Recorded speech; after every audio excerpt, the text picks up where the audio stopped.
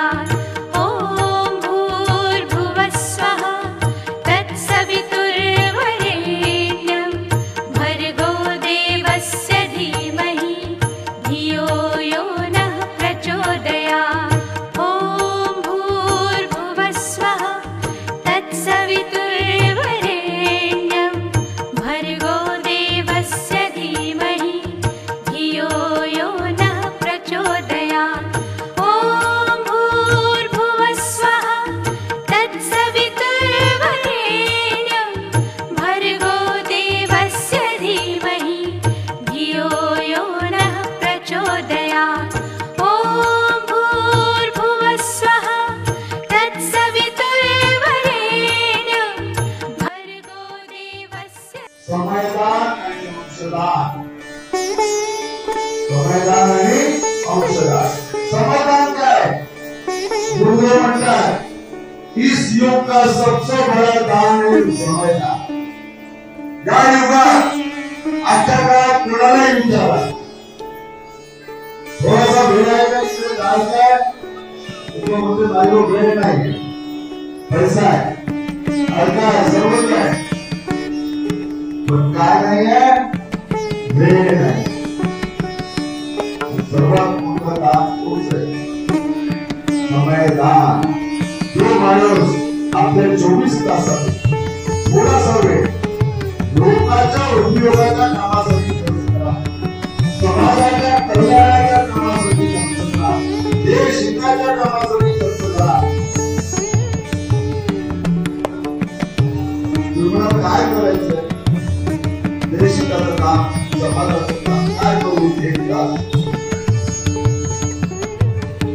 तास नाही 3 तास एक छोटासा एक संकल्प आजच्या दिवशी होता। आजच्या दिवसाचा नावाचा संकल्प